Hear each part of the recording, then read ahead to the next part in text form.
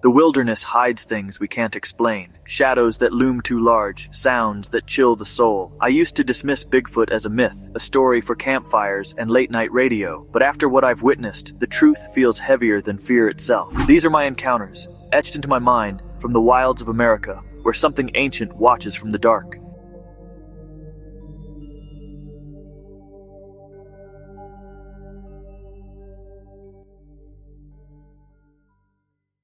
Story 1, The Shadow in the Creek.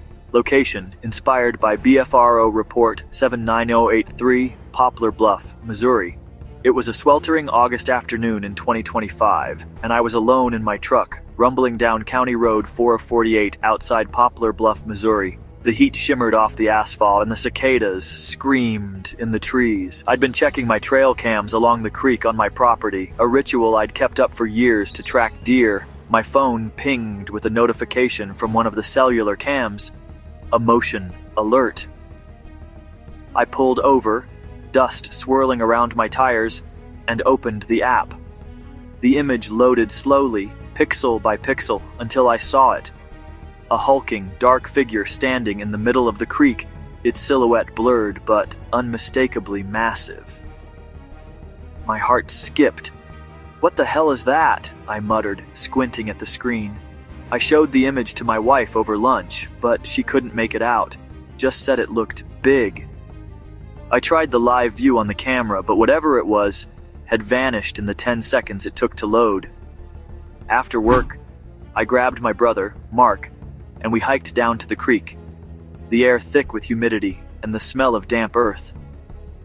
The gravel bed crunched under our boots, but we found no footprints. No signs of anything. The creek was shallow, maybe knee-deep, with fist-sized rocks lining the bottom. "Maybe it was a bear," Mark said, but his voice lacked conviction. Bears don't stand upright like that, and we both knew it. That night, I couldn't sleep. The image haunted me, those broad shoulders, the way it seemed to stare right at the camera. I set up 2 more cams along the creek, their infrared lenses glowing faintly in the dark.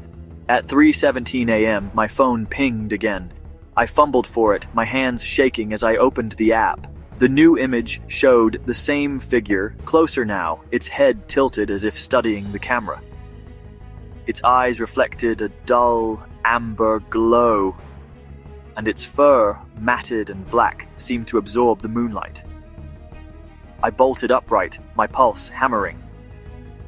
The live view showed nothing but the empty creek, but I swear I heard a low, guttural moan from outside my window carried on the humid night air.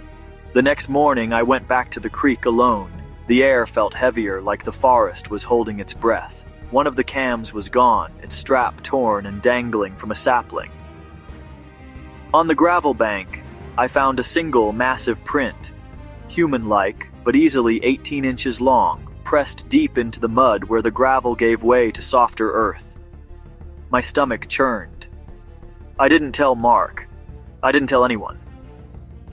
But that night, as I lay in bed, the moans came again, closer this time, followed by the sharp crack of a branch snapping in the woods. I haven't gone back to the creek since, but sometimes when the wind is still, I hear it, a low, rumbling call that makes my blood run cold. Story 2, The Eyes in the Forest. Location, inspired by BFRO Report 78820, Ashland County, Wisconsin.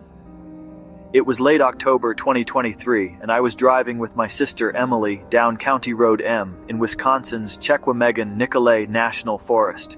The leaves had turned blood red, and the air was crisp, the kind of fall morning that makes you feel alive. We were headed to Clam Lake, about 3 miles away, when I spotted something on the hill ahead, a tall, dark figure standing on the shoulder of the road. "Look at that," I said, nudging Emily. "What's someone doing out here?" She glanced up from her phone, frowned, and went back to scrolling. As we got closer, the figure started crossing the road, moving with a strange, fluid stride.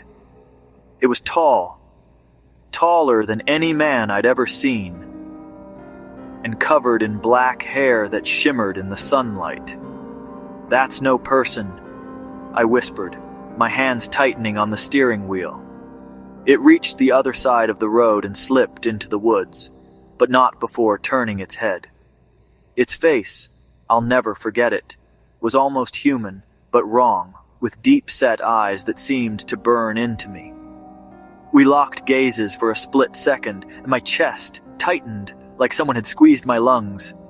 "Emily, look!" I shouted, but she glanced the wrong way, out the passenger window. "What?" she snapped, annoyed. I checked my rearview mirror. A car was coming up fast behind us.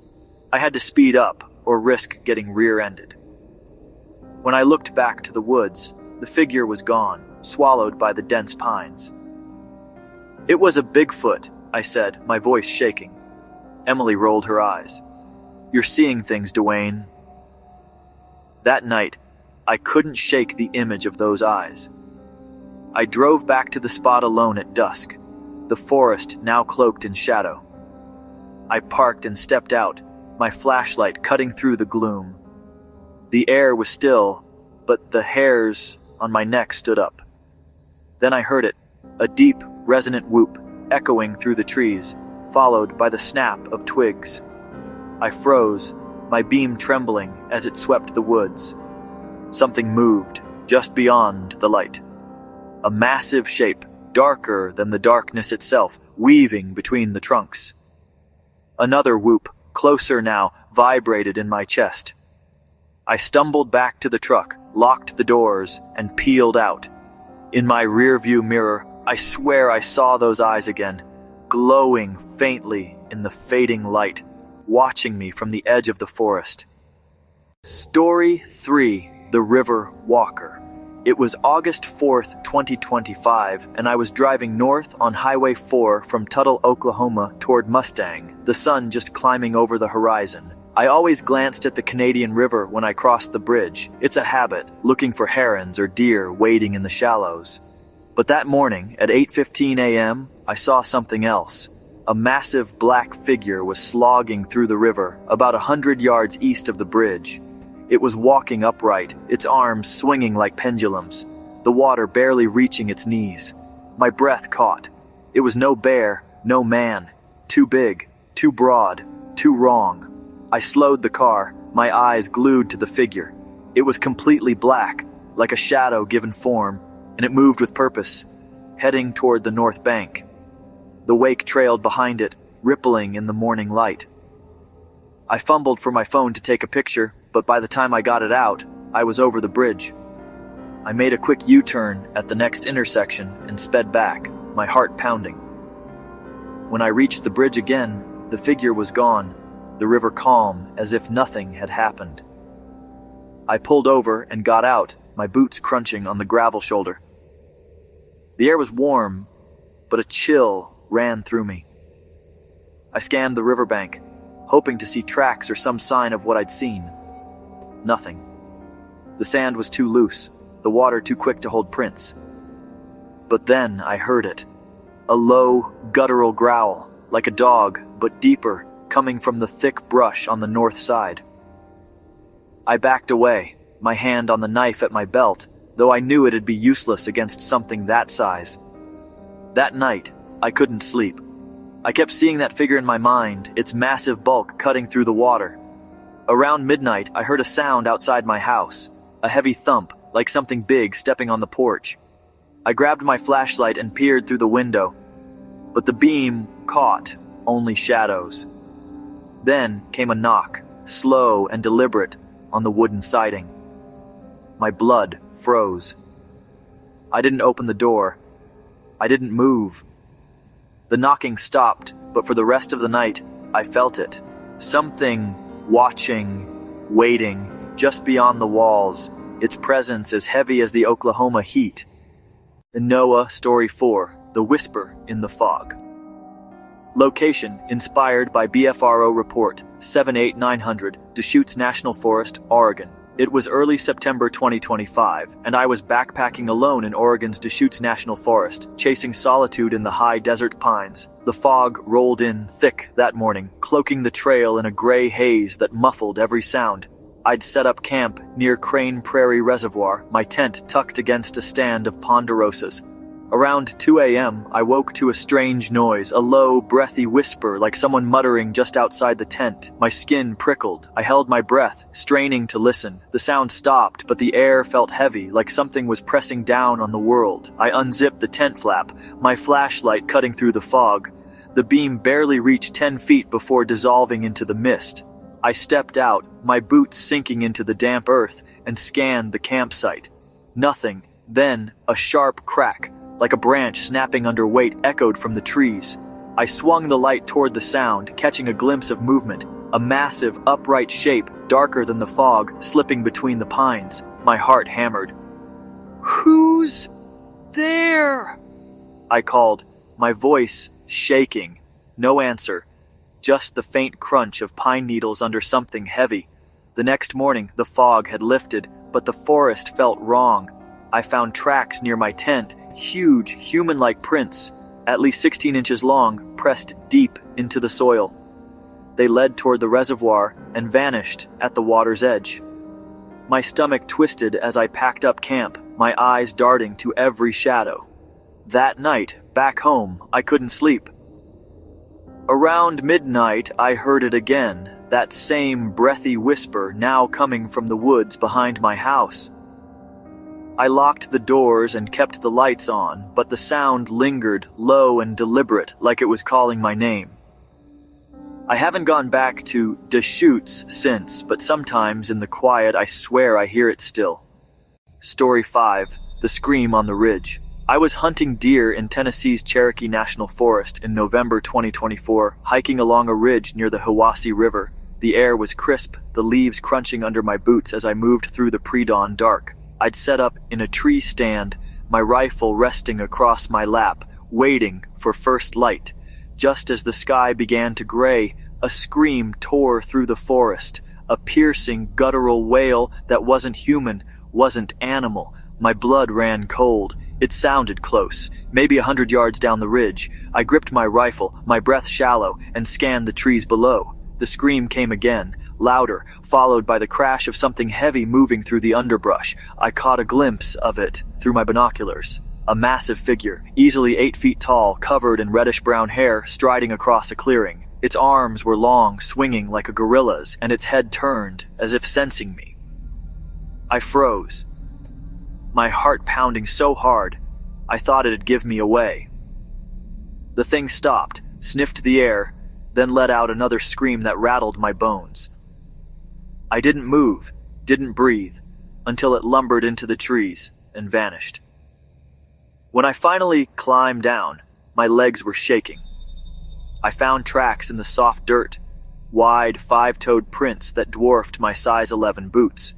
They trailed along the ridge, then veered into a ravine. I didn't follow. Back at my truck, I called my buddy Tom, a forest ranger, but he laughed it off, saying I'd probably seen a bear. That night, camped by the river, I woke to rocks clattering against my tent, followed by that same unearthly scream, now closer. I grabbed my rifle and sat up until dawn, listening as the forest seemed to watch me. I don't hunt on that ridge anymore, but the sound of that scream still haunts my dreams. Story 6. The Watcher in the Rain. Location: inspired by BFRO Report 7876, Olympic National Forest, Washington. It was a rainy October evening in 2024, and I was driving a logging road in Washington's Olympic National Forest, my truck's wipers slapping against the downpour. I was heading to a cabin near the Quinault River to meet some friends for a fishing weekend. The road was muddy, winding through dense firs, and my headlights barely cut through the rain. Around 9 p.m., I rounded a bend and slammed on the brakes. There, in the middle of the road, stood a massive figure. Tall, broad, and covered in wet, matted fur the color of coal. Its eyes caught my headlights, glowing like twin embers, and it stared right at me. I sat there, engine idling, too stunned to move. It was human-like, but wrong. Too big, too heavy, with arms that hung almost to its knees. After what felt like forever, it turned and stepped into the forest, the trees swallowing it whole. I found where it had stepped off the road, a patch of mud with a single massive footprint, deep and wide, the toes splayed like a man's but monstrous. When I got to the cabin, I told my friends, but they just teased me, saying I'd seen a bear in the rain. We laughed it off, but I couldn't shake the image of those eyes. That night, as the rain pounded the roof, I heard something outside. A low, rumbling growl, followed by heavy footsteps circling the cabin. So through the window, I saw it again, those glowing eyes watching from the tree line, unblinking in the storm. But even now, when it rains, I feel those eyes on me, waiting in the dark. These encounters haunt me still, lurking in the quiet moments when the world feels too still. Whatever I saw, Bigfoot, monster, or something older, knows the woods better than we ever will. If you wander deep enough, listen for the whispers, the screams, the eyes in the dark. But be warned, once you see it, you'll never feel alone again.